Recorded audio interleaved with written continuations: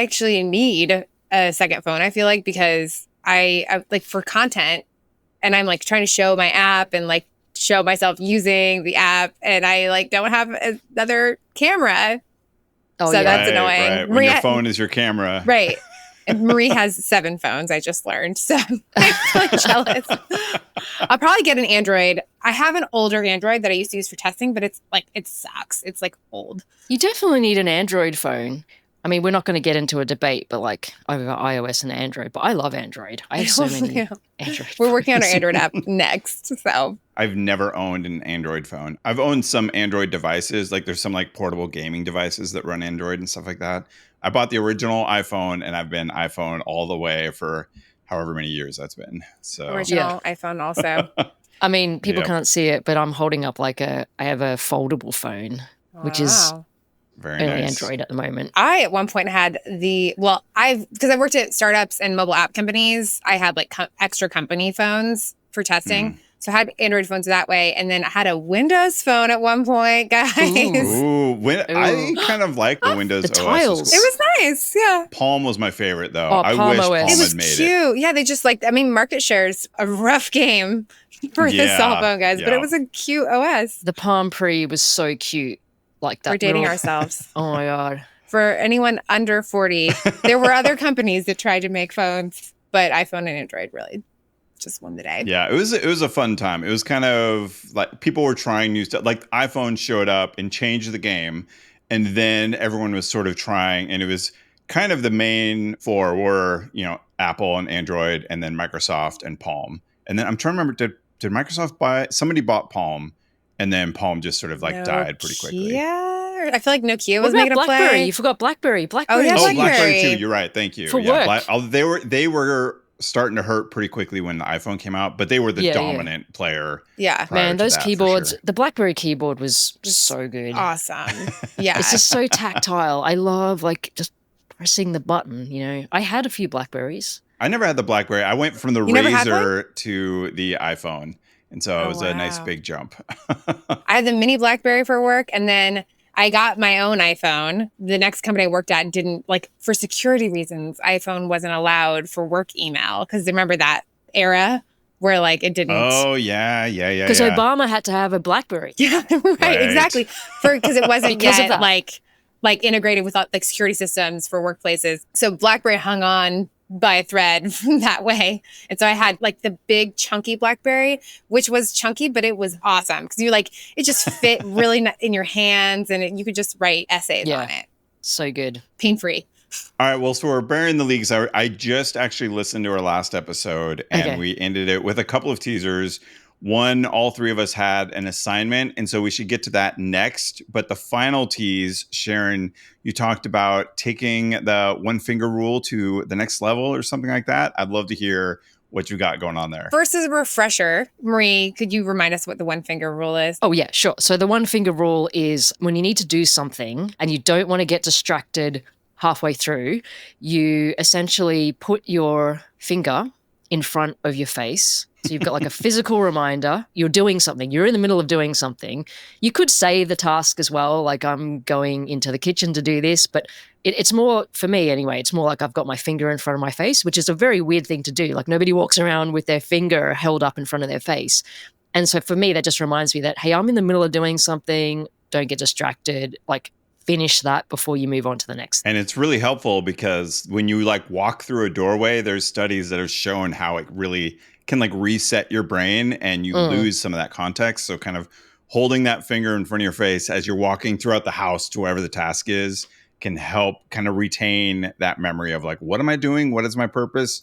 Oh, that's right. I said I was going to go do this. Right. So I was trying this and I felt like the memory retention wasn't, the doorway effect was taking to a toll. So I'd walk into the room and I'd be looking at my finger and I'd be like, oh, what was this for? Like, I know I'm here for something. When I was in grade school, I learned the alphabet and American Sign Language. Like I was just going to guess that. C, D. Very nice. And so I've started to like, if I need to go get an apple from the kitchen, I would be like, okay, get the apple. And so I'd put the hold the A letter up in front of my face. So when I get there, at least I have one additional clue for why the heck I'm in that room. Something with A. Something with here A. that starts with A. Right. That's pretty good. I like that. Mm-hmm. So thank you for the tip. If you happen to know sign language. You happen to have to know sign language. I don't remember when. At some point, I learned that as well. So I know all the... Yeah, the J is my favorite because it's for my name. You get a little swoop for the J. Yeah, that's a fun one. And Z's that's fun. Super cool. Yeah, and Z you draw.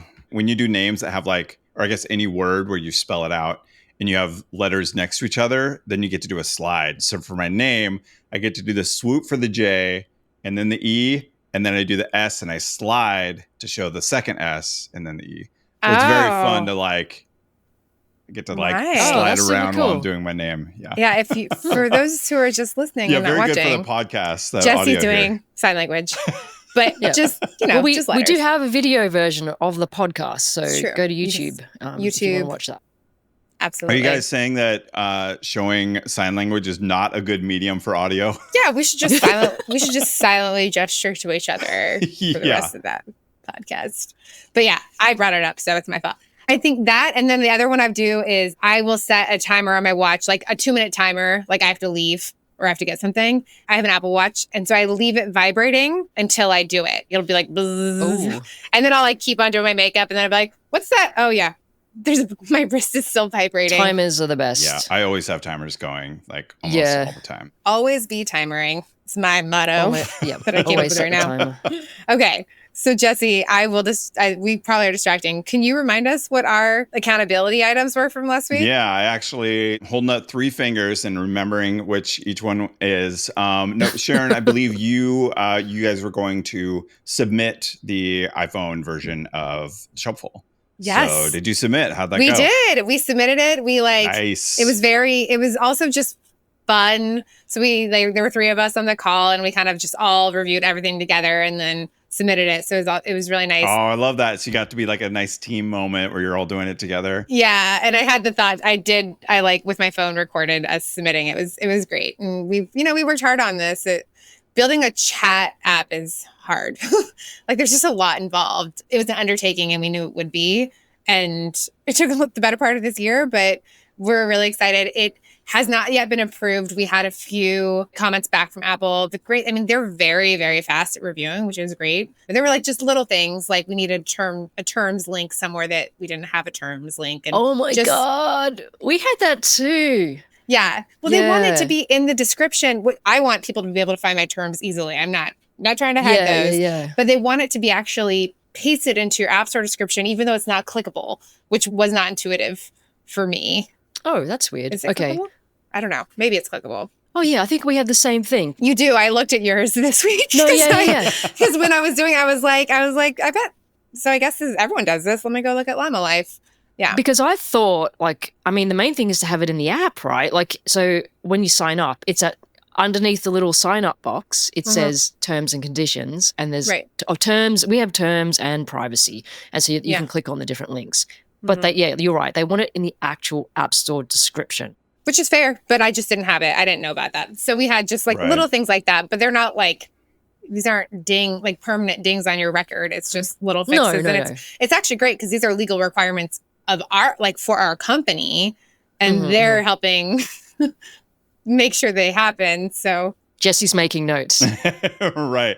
Yeah, I'll definitely be asking you all once I get to that point. It kind of reminds me when I wanted to have my book listed as a product on my YouTube channel. So you have to go through this whole Google merchant account thing. And oh my God, it was a nightmare so I have a store page, but it's a super basic store because it's just you're not browsing through the store. It's you're buying the book. And so technically it's a Shopify. Anyway, it was so hard to figure out the right things to do to the template to get it approved from Google Merchant. I kept getting these automated rejections, probably 20 times where I got rejected. And then every time you get rejected, you have to wait 10 days before you can submit again, which for me, that 10 days would be 3 months. I'd 3 months to go by and be I forgot to submit after I fixed what I think might be the issue. I think it took me a year to finally get that approved. Wait, 10 days on On Google or 10 days on something else? Not the Google App Store. It was for the Google Merchant account. So to get it's a totally separate thing. Right. Yeah, I don't remember the specifics, but it's like to get approved to list your store as a product link on YouTube, you have to there's this whole like chain of approval. A similar sort of thing. It was related with terms and conditions. I don't think I ever figured out what the issue was. I just kind of kept moving things around and then looking at other sites and being, well, maybe if I put a link here, or maybe if I enable that thing there. And then one of the times it randomly got approved. And it's maybe a little bit like when you do your taxes and then you're like, I think this is right. I hope I never get audited because I don't know if I can prove. Yeah. Submit. Exactly. There's a similar thing with the App Store though, because it really depends who you get. Because sometimes I've had cases where the app's been approved in the past, like maybe 3 or 4 submissions ago, and then I do a 5th submission that's for something completely different, but they'll pull up something that was added like 4 versions ago and say got rejected for that. I'm like, wait a second, but it was approved before, so why is it rejected now? So it could be that the previous person missed it. I'm guessing that's what it is because I don't see what else it could be. Or they have new requirements that weren't in place before. But I think like all of our stuff, there were little things so that it didn't get me down. It just... Yeah, the first one's always going to be like that. I don't know anyone who's sort of got it through first time. There's always like some tiny thing that you missed. Yeah. It's pretty normal. I think I got an app through the first time when I did an app like fancy you. Like 12 years ago. And it was like the most basic app ever. When there were like no requirements. It was just the Wild West of app development. There's no payment or anything like that. It was... What was the app, Jesse? Yeah, it was a fantasy football related like lineup optimizer. And so you would enter in which players you had on your fantasy football league. And then it used, I don't know if it still exists, but there was like a fantasy football API that I connected to. And then it would suggest what your optimal lineup was for that week. So it worked great. I don't know, probably like 28 people downloaded it or something like that. So yeah, it was good. Yeah. And then I didn't do iOS again for 12 years. So. Yeah, well. But now I'm back, baby. Nothing's changed. Okay, so what was, Jesse, let's see. I think I remember what you were going to do. Push your app out and get users. Yeah, so I was we had the invite codes. Yes. We got that enabled. And that's what, so I took like a selection of our want list and sent out some invite codes so people could log in and create their account. And so I did that. And some people started logging in and using it, which is great. And then I also just kind of on a whim thought, well, let's see if I can get some people on social media to like, I posted a thing and just sort of said like, hey, I have this cool app. Here's what it does. If you want an invite code, comment with your, what did I say? Your favorite underappreciated movie or something like that. Just to get a little bit of that. Yeah, I wanted it to be something fun. So people were like commenting with different movies. And I think I actually ended up getting more people signed up through that, like those people that I sent invite codes to versus from the want list because it was immediate. It was immediate. They got it, and then I sent them an invite code, and they immediately like signed up. And what social platform did you do? I did it on 3. I did Blue Sky, Threads, and X. So you were just manually then sending the invite codes. Yeah. Okay. It was a very, very manual process. So I didn't like set up ManyChat or any of those. Like I was literally going through and manually sending to each individual because each one had to be a unique code. And so like I could have figured out some, but I was like, that's if it like went crazy and I had like thousands of people replying, then I would have, I don't know, panicked. I don't know. Well, I also think it's good because if then you kind of have this DM conversation with some of the people in this small test group. And so you can actually just go ping them and be like, hey, have you had a chance to get in yet? Like if you see they haven't come in yet, you can like just personally poke them. I had mentioned last time we just set up Mixpanel so I can see if people are in there doing stuff. Like I don't see any other, it's all like their information is private, but I can see like, oh, they've added 3 people and they've added a wave and things like that. So I can see if people are in there using it.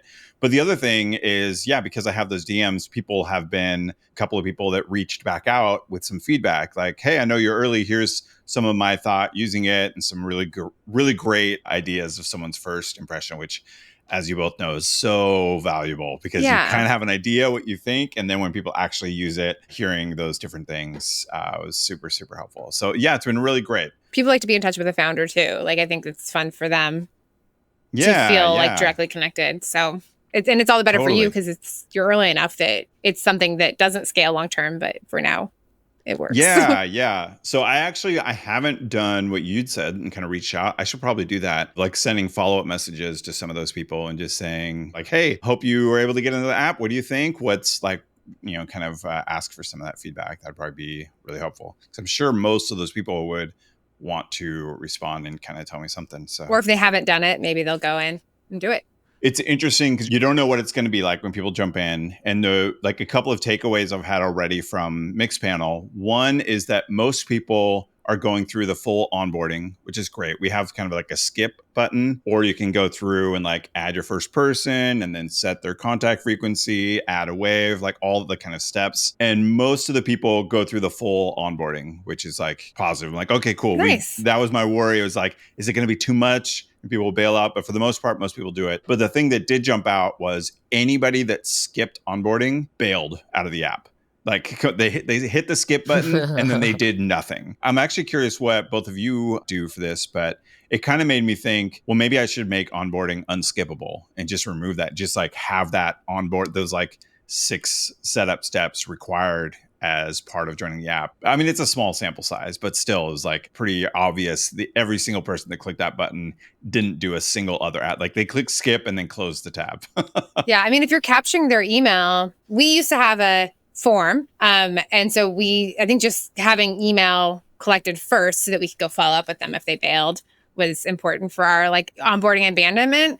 But the app actually has skip onboarding options. So I will be learning about this and we can talk more about it. Our beta testers, great. I think, are a hungrier crew. So we didn't see much skipping of the onboarding. Well, our onboarding in Shelpful in the app is a conversation. So I think it's a little bit less bail worthy because it's like, hey, can I help you? Like, what do you, it's like asking a question.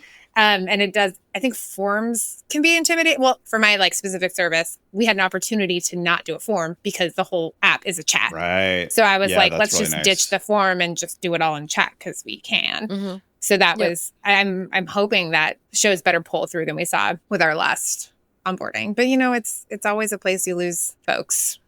Yeah, the interesting thing with our current setup, you have to register first and then you see the onboarding. So whereas it sounds like onboarding is kind of part of the sign up a little bit. Yeah. I mean, for the app, we just do sign in with Apple. That's the only option we're giving since we don't have a web version anyway or Android right now.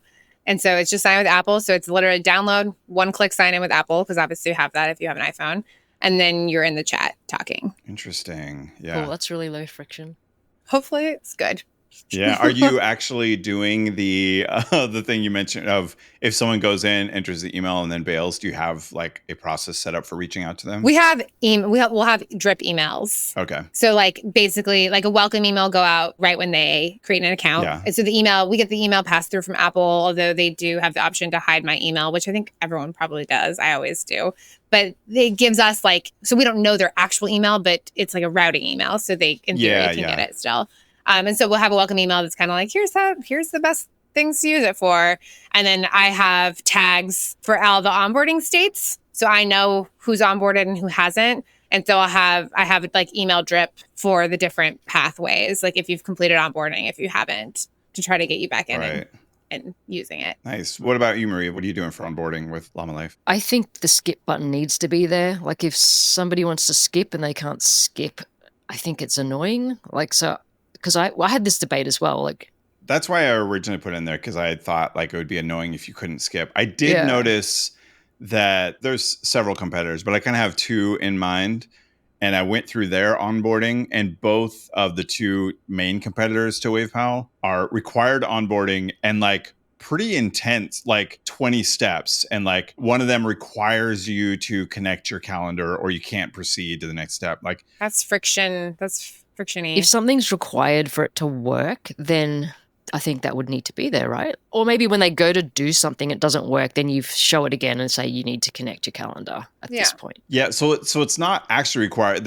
Remembering now, they kind of had like, here's like 7 integrations we have. Connect one of them, and you can't proceed without connecting one of them. It was kind of pretty aggressive. So I don't know if this is just ADHD, but I'm notoriously like bad at reading instructions. Like even if I'm trying to put together furniture, or I've got a new appliance or a new device or something, I just don't read anything. I just go straight in. And so Right. for me, like if I have a new app, I'll probably skip the onboarding as well. And if you don't have a skip button, I'm just going to click through all your different steps like super fast and not read them anyway. So either way, I don't see it. But one way I get frustrated, and the other way I'm like, great, I can skip it. But having said that, in Llama Life, if you do skip the onboarding and you want to retake it, you can go into settings and say reset onboarding, and then you'll get to see it. Right. So there is, I guess it gives the person the option like, okay, try and figure it out yourself. And with Llama Life, you should be able to, I think, because it's meant to be simple. If you want to go through all the steps, then you can go in and reset the onboarding bit. Anyway, that's how I've done it. Yeah, I kind of feel like have the skip button. We also did a reset onboarding. We ended up renaming it to Burn It Down, and then it like has a confirmation button of like burn baby burn. So it's like if I just want to start everything over, like if I kind of like, I don't like my tasks, I don't like these habits, I just want to start over. Right. But it works double for somebody who never did it, because you can skip it and then you're kind of beholden to add your own stuff. And it's not, I mean, for us, it's not that big of a deal if they don't do it. I think it helps them if they do, but they could just still start chatting and be fine. Yeah, I think it's more it's a small sample size, but the fact that I can see that literally every single person that's clicked that button immediately closed the app and did nothing. It'd be cool to talk to one of them too. That's true. I should reach out to them as well. I've been doing some email stuff, sort of like trying to do the welcome email sequence, but I've been doing it manually. So I'm just sort of like tracking who's in there. Because there's like 100 people, and I'm just sort of like watching and seeing. And to Marie's point, I think it's it is ADHD. I believe that I feel like things are a fast get. Like I'm like, I get it. Like, wait, Phil, right. I get it. Yeah, even when I'm doing UX interviews and people are going through the onboarding and knowing that I'm watching, they're like, add a person, click. They so quickly don't read the stuff. So I don't read because I feel like I got it. And so I feel like just get me in there and I'll figure it out. And I typically can figure it out. And I rarely regret skipping reading long things. It's maybe like a bit of a lack of patience as well. Like I just want to get in and I want to click around. And when I click something, I get some dopamine, I guess. Something happens. Like when I click a button, something happens. And I kind of just want to go in and click stuff. Yeah. I built like a whole Whimsical's like a flowchart app. I built like a whole big flowchart in there. As in the style was whimsical. Oh, yeah, just add a little bit of whimsy to it. Yeah. Yeah, I love whimsical little animations and I like cute things in the app. Okay, so Whimsical is a it's like software for doing like UI work or Wireframing. flow charting, stuff like that. Whiteboarding. It's great. But I was using it to sort of build as I was trying to think about an email onboarding sequence, because rather than just doing like, here's the 8 emails that I send every other day for like a new person, like trying to make it more trigger based. So if someone goes to the onboarding and adds a person and sets their contact frequency, well, I don't need to send them an email to tell them how a contact frequency works because they've done it already and that sort of stuff. So so I don't want to just have a generic email sequence. I'm probably getting way too overboard for where we're at, but I want the emails to make sense and it to be like, I haven't added any tags yet. And I got an email telling me about how to use tags or best practices or things like that. I think people are probably more forgiving than you think. So even if I have added some contacts and you send me an email onboarding that says, here's how to add contacts, I'm not going to get annoyed by it. I'll just be like, okay, cool. I'm in an email onboarding sequence. That's fine. I got an email. I just won't read that because I've already done it. They're not going to see them all. And I might be like, yay me. I already figured that out. So I don't need this. I don't need your email. So I feel good. But you could get smarter about it later, I think. I haven't even done that. Like I've got an email onboarding sequence, but I haven't got that specific about exactly what I'm showing them based on an action that they've done. I think people they're not that bothered. Well, we all have a similar customer of it. It's like there's this need too of, someone came to me to be more on top of it. So like, I don't want to leave them hanging because they came to me because they were maybe failing at this or they felt like a failure at this thing. And like, I want to make sure they do it. I have a hard relationship with email because as a former marketer, I just don't like doing email. Like it's my least favorite part of marketing. And so I think that, and I also as a human do not read emails. And so it's hard for me to put my blood, sweat, and tears into emails it's just hard for me, even though I've seen them move the needle. So I think that like a lot of my mental effort goes into like, how can we do this outside of email? Like, how can we? Yeah, I totally see that. And that's like, I think once we get to having like our iPhone app out there, that really helps a lot with that. Because the thing we struggle with right now is they get the invite code, they sign up, they go through the onboarding, maybe they do one or two things after that, and then they close the tab. And then what's going to bring them back? Are you US only right now? No, it's everywhere. It's anywhere. Because it's web. SMS can be fun, and WhatsApp is international for notifications. You don't ask for numbers, right, Jesse? Yeah, we don't ask for any of that, at least not currently. It makes sense for you, Sharon, because it's chat. I don't like when someone asks for my text message, my text number. Like, I don't want that. But I'd rather give them my email. Yeah. Because I can move it to spam if I ever wanted. In a survey of 306 people, hold on. Are you throwing numbers at me? What's happening? I did a survey just because as we were building this app, sent out a survey to a bunch of people. So we got like 306 responses. A general survey about like task apps, productivity apps, and like people's relationships with them. If you ghost your task app, what kind of follow-up would help you? And 61% of people said they wanted to be texted. And 23% said WhatsApp. Interesting. 16% emailed me. It was multiple select. Anyway, I just think that it is, you never know what people might want. For me, I'm like, I opt into marketing text things for brands I like all the time. I can always opt out later, but I just know I'm not going to see the sale. I'm really thinking about getting this swimsuit. I'm not going to see anything they email me. So I'll opt in for a little bit. I don't know. That's just different personalities. That's so interesting. I'm like, I'd rather pay the 10% or whatever than give them my phone number. Yeah, I don't know. I guess I think I just maybe don't care about privacy or something for myself. 61%, like it's going to be different because of your, who you're surveying, because your app is messaging. Like that's a core part of it.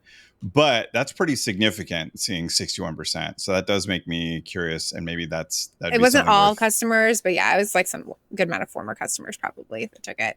But I don't know, just throwing it out there. Yeah, interesting. It's definitely not something I'd considered. So, also the other thing is, like, we're sort of talking about two things, like there's optimizing product and optimizing marketing flow and retention and bringing people back. Mm-hmm. But like, which one comes first? Because like, if you're super early and you're saying that people aren't coming back, maybe it's not like a marketing thing that you need to worry about. Like maybe it's not, I forgot to send them an email to come back, but maybe it's like a product thing. It's kind of, where do you put your effort when you're this early? That I think is the tricky thing we're trying to figure out with what the app is, because what the app is a reminder app. And so it's not like, it's probably more like Shelpful in that way, because, with Llama Life, the use of the app is, I have a thing I need to do, so I'm going to jump into Llama Life to help me do that thing. And with WavePal, it's, I want to remember to do this thing later. And so I'm going to jump into the app, set some things up, and then leave. Right. That's sort of the tricky thing, like figuring out the habit. And then I'm now depending on, now I've taken it out of my brain and put it into yours. Yeah. And now you better not let me down. Yeah. Right. It's especially tricky right now, I think, because there's no automation or integration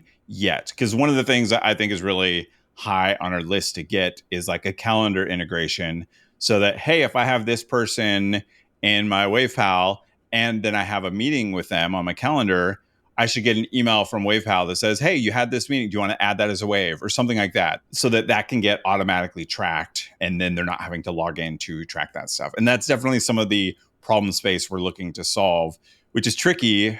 And yeah, it's a tricky problem to navigate. Yeah. We have in our roadmap, I have a item, and I think still trying to massage it and see what people want. But like, I always internally called it like hotness of follow-up. Like, people have different needs in terms of how hot a follow-up they want. For me, I would love to be stalked about things, because I don't put everything in Shelpful. I put the key things that I really need to do on there. So like, I think being stalked on certain, and like being able to set the hotness of follow-up by task or by type of task, and then how that hotness manifests. So like, letting people choose between SMS, email, WhatsApp, and maybe even offering phone call, like with a Twilio thing where we like kind of actually ring them or like push a voicemail to them or something. But I'm still kind of trying to talk to people and see what they want. But this like idea of I signed up for a thing, so I stop neglecting myself and my things. Right. And then when I go ahead and ghost it, what then? I think that's Right. the tough thing. I like that. Yeah. Interesting. So, all right. So let's move on to Marie. So we've gone through Sharon and I. Marie, you're shaking your head no, but what was your task that you had said you were going to try to tackle? I was going to change the billing model. And by the way, you're shaking your head no. Clearly you did that, right? Everything went well. I didn't do it. Well, life got in the way. You moved. She moved. I moved. Yeah. House, which is, I'm still in the middle of it. I'm in my new place now, though. As you can see, if you're watching our YouTube video, the background is different. There's a lot more light. A lot less really fans. Great. I love that was a temporary thing, okay? I know. I'm just teasing you. I've got boxes and stuff everywhere, and it's kind of distracting, I think. Yeah. It sort of feels like I don't like feeling in between. Anyway. Yeah, you had talked before about how it was kind of like waiting mode and I think we talked about how it's sort of like taking up all of your field of vision. So it's really hard to kind of focus on anything else. And having gone through the move, it's still in your field of vision because you still have all these remaining things you kind of have to do. Yeah. I mean, this morning though, I did set up my, my podcast equipment and stuff to do this. Yeah. So that was good. It kind of forced me to set it up. Nice. There was a deadline consequence, I suppose, to do it. So that was good. That urgency but I haven't done it. Yeah. I haven't done the thing. I haven't done the Llama Life thing, but it is on my list to do. And unfortunately, even though I didn't do the thing, it took up space in my head for the whole week. Yeah. And longer, maybe. It's been going on for a while. So it's still there. It's kind of still bothering me. It's like, I know I need to do the thing, but I didn't do it. I mean, this happens to a lot of things, right? Not just work stuff. There's a lot of things that I know I need to do that I haven't done. And they just take up this not little, actually, probably a large space in my head. And it's always kind of there. And I'm like, this thing's been going on for a year, or this thing's been going on 6 months. I haven't made that phone call. And unfortunately, it's just taken up space. Right. It's not just that it's not getting done. It's actually impacting your ability to do other things. Yeah. And it can be like so minuscule. Like I wanted to get like all of our like launch materials like mapped out and posts and all that stuff. And I just kept like in my mind, I was like, I don't know how I could possibly organize this, even though I absolutely know how to do that. Again, former marketer, but I just could not bring myself to do it. And then finally I just like found myself in Later, which is like a social media scheduling tool. And like, I was started to map stuff out and the colors were fun. And I finally just dug into it and I felt so good afterward. I spent, 2 hours doing it and I was like, wow, it has been on my mind every single day. And it's such a small thing. And I enjoy doing that stuff. So I don't know, like just having it hang over is torture. It tortures you. How do you guys feel about getting help for it? Because I had this weird thing this week where like there was something I needed to do and my girlfriend was like, I can do it for you. Just let me know. And first of all, I was like, yes, that would be amazing. But then I was like, no, I can do it. I can do it myself. And I kind of had this thing where I was like, I mean, she's amazing. And she keeps saying to me, oh, I can do that. I can do that for you. Lots of different things. I can make that phone call. I can sit on hold and wait. And I can do this admin thing. It doesn't bother me as much as it bothers you. And I was like, first of all, I was like, oh, this is so great. Like somebody can just do all that for me. But then I started feeling really guilty. And I was like, no. I can do it. I have to learn to do it. I can do it myself. And I just had this weird moment where I was like, should I accept the help or am I going to feel guilty that like I'm sort of palming it off? And I have palmed things off before. I have said to people before, like, oh, please, just do it. Yeah. But now I'm kind of feeling like maybe I should try and do it and struggle through it because I want to feel capable. Is it ADHD? Is it your wanting to feel capable or is it a relationship? Like not wanting to overtax a relationship. Maybe it's the second thing. Maybe it's like I feel bad about, I don't want to have my partner do all this stuff for me. It kind of reminds me, I feel like I've heard this story several times with somebody that hires people, maybe solopreneur, things grow, and then they hire people and then they feel bad about giving them work that they don't like to do. I don't feel bad about that because I'm paying them to do that. I think it's the relation. Yeah. I think you don't want to be like, hey, now you do all my grunt work, lovely girlfriend of mine. I mean, I don't know. Jesse, do you feel guilty when your wife does things for you? I mean, sometimes. Yeah, that's a better comparison. Yeah, I mean, sometimes I do. If she offers to do something, I'm like, awesome, thank you so much. Because I'm very aware of how much less of a tax it is on her than it is for me, like comparatively. Mm-hmm. And so I do try to be aware of like, I don't want to hand her like, hey, here's 10 phone calls that are going to be really annoying to do. And I don't want to do them. So can you do them for me? Like I try not to do that sort of thing. Right. But there is that like acknowledgement of just like knowing that it's such a different game. I guess similar sort of thing with like relationship navigating. Like sometimes I maybe will like wait to see if, she knows that I have to make this phone call. Is she going to offer to take care of it for me? Because if she does, that's amazing. And if she doesn't, then I'm not going to push it and I'll make myself figure out how to do it. And there's a difference between asking and saying yes. Yes, totally. Like if I ask and she says it and accepts it in a certain way, I'm like, never mind. Don't worry about it. This is my problem. I'll figure it out or whatever. I think you're right. It's a relationship thing. I don't want it to turn into like resentment or anything. But I'm not asking. She's just offering. I mean, I obviously we don't know the play-by-play of the relationship in every day, but I'm guessing there are plenty of things that you do for her. So, I mean, I feel like there's like, I have things that I don't touch in my house. Like I do not take out the garbage at all. I just don't. That is my husband. Yeah. He has ADHD too, guys. So he's not like, I got the bill. I do all the bills. I do tax. Like I do a lot of stuff. And so the stuff that he owns. And I never say no to him owning something. If he were offering to pay a bill, number one, I know it's equally burdensome to him as an ADHDer. Number two, I don't know if he's going to do it. I think that, I mean, my chances are maybe better. So I think that I don't know that I can reasonably hand it off. But I mean, things like with the kids, he would never drop the ball, so like, hey, do you want me to pick up JJ today? Yep. Anytime. Right. Yeah. The consequences are too high to drop the ball. Mm-hmm. I don't know. That's my opinion. But I think and know that you bring things to the relationship too. Like I know you make delightful coffee. I'm guessing you share that. She doesn't drink coffee. Oh, bad example. No, but I do tech stuff, like I'll set up. Of course. Yeah. And you'll hyper focus on things and like build whole schemes and everyone brings their own thing. Yeah. I do think it's different because I do think sometimes there's something where I feel like, no, I don't want you to do that because I have to prove to myself that I can do it or something like that. Yes. There's some sort of like, I'm going to feel bad about myself. A lot of times I don't feel this way, but sometimes there will be certain things where like, I feel like I should figure out how to do this.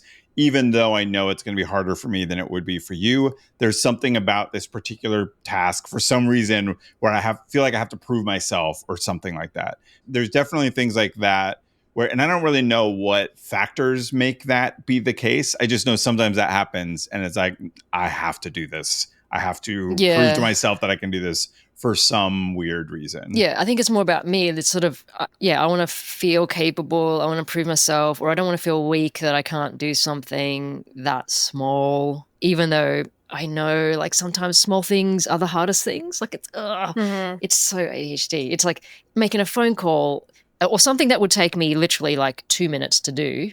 Mm-hmm. It has been sitting there for like 6 months or a year. Yeah. That kind of thing, right? And then when you do it, it's like, oh, I did the thing. It just took 2 minutes, and it still feels like such a huge accomplishment. And everyone else is like, I don't know why you didn't do it. It's so easy. Just do it. Just do it. Guys, I'm like, I'm ready for my party, please. Right. Yeah. I mean, the difference is just like you said. It's like it takes 2 minutes to do, but it takes 6 months to start, and that's important. Like you can't just like negate that. Like. Knowing that it only takes this long, it's kind of, it's like the whole someone that's been in a certain field for like 10 years, like fixing the right screw right here, takes 2 minutes, but it took 10 years to know which thing to fix. Like it's that history that is kind of important there. And to have the type of brain that works in this field and, that's right. Exactly. And then hopefully you can, what I've tried to do is whenever that happens, I try to learn from it where I will leave notes for myself so that I know, like I've mentioned this example before, but like doing my annual report for my business every year, I avoided it for months and months and months. And then I finally did it and it was like 1 minute. It was the fastest task ever. And so I have an annual reminder set up for that literally says, it's really easy in all caps, like, because I want to learn from the fact that, oh, now I know I don't need to avoid this for a long time because I know it's going to be really easy. Whereas we don't know that it's going to take 2 minutes until we kind of get there. I think a lot of the times happens. We worry about all the little extra things that will make it more complicated or make it feel bigger than it is, and that sort of thing. And if you're late diagnosed, you've been masking all these years and like pretending like you knew how to do it. And I think that you didn't have anyone really offering to help because they didn't know you needed help with it. I feel like at this stage of at the age of 41 now, I have some amazing neurotypical people in my life. And when they offer to help me, I say yes. I don't think any of them would call me a slacker. I'm not, like they know I'm not. I show up for them too. And so I feel like that's just the beauty of finding the right people, that you are able to kind of do things for each other. I definitely have amazing people in my life. Like just like the other day, because I'm moving and unpacking and stuff, one of my friends, she said to me, hey, can I come over and do some work? Like we could do some body doubling together. She goes, I need to do some work too. And she came over to my place and she probably spent like half an hour doing some work. And then she totally like did a bait and switch. And she's like, okay, I'm going to like unpack your kitchen now. And she just unpacked all my boxes and put everything away. Like amazing. And I was like, oh my God, I've got such good friends. Amazing. And very nice. Yeah, it was so good. They need to be one of my friends too, so that right. But people wouldn't offer help to someone they didn't like. I think she knew that I would have said like, oh, I don't want the help. So she kind of packaged it more in I need to come over and do some other stuff. And then it was like, okay, we're going to do this now. And then I was like, okay. Right. And then she just did it. She probably spent like 3 hours doing it and a half an hour doing her own work. I hope you made her some really good coffee. Does she drink coffee? No, I just made her some instant because my coffee machine hadn't been unpacked at that stage. Well, but we did go out for lunch. We went out for lunch. So nice. Yeah. Well, I feel like we kind of came up on time. So Marie, can we think for next week? It's 2 weeks. Yeah. And then Jesse, what can we hold you accountable for next time? Oh man, that's good. I think maybe the reaching out to people on DM to try and get some of that direct feedback. I've done some of the onboarding type of emails that I've kind of manually been sending some of those out, but I haven't directly asked for feedback, especially from some of the people that it didn't stick. And it'd be great to know, like, what were you hoping to see? And then you logged in and didn't see and decided it wasn't for you. Like, what is that thing so that I can understand that better? So I think that would be like reaching back out through some of those DMs to people. Awesome. And what about you? I want to have my app launched, but I don't know so we have Labor Day in the US and I feel like that makes I don't want to launch you're competing with sales and also just people being on vacation. So I'm trying to get out of that. Could be a way to soft launch because you won't get as many people. I don't want a soft if there's launch. Something... I want a huge launch. No, because we did a beta of like 300 people. So I feel like I'm soft launched and I want to just go nuts. That's where I'm coming from. So I think we haven't set our launch date because the approval hasn't happened. But hopefully either launched or I think that actually the thing I could be accountable for is trying to just build our wait list up just right ahead of launch, because we're going to give like an extra deal to people on the wait list. If you're hearing this before launch, please go to shelpful.com to get on the wait list to get a special deal. And I'm doing a lot of social posts and on Instagram and TikTok to try to build that list up, and then getting a lot of content, like educational content and fun content for launch. So I think content's kind of my big thing. And I was dragging my feet for a little bit, but I feel like I'm into it now and hitting my stride. So hopefully I can add like maybe 1,000 more people to the wait list. Let's say that's my goal. Nice. And we never say this, but anyone that is listening, leave a review. Those are like really helpful. So like an Apple Podcast Store or Spotify, those are probably the two places that actually kind of really can move the needle and help more people discover the podcast, or share with a friend, or both. So leave a nice review and share with a friend. That'd be super helpful. Jesse, where can people find you? Yeah, so you can sign up for the want list for WavePal at wavepal.app, or follow me on all the socials at ADHD Jesse. And Marie, how about you? You can find Llama Life on the App Store or Google Play. Just search for Llama Life or you can go to Instagram at llamalife.co and follow the updates there. Sharon, where can people find you? Again, shelpful.com is great to get on the wait list or to find the app when it's out. And then you can find me on Instagram at Shelpful. And then on TikTok, I actually started posting more on kind of a personal account instead of the Shelpful one. And so that is at automatically ADHD. And I share about Shelpful, but I also talk about all the weird, geeky automation stuff that I can't stop talking about. Awesome. Very nice. I do want to I want to jump in and ask real quick, Marie. I notice you no longer, or at least you haven't recently, you no longer ask people to sign up for like the web app. Has the mobile app completely taken over for Llama Life? Oh, no.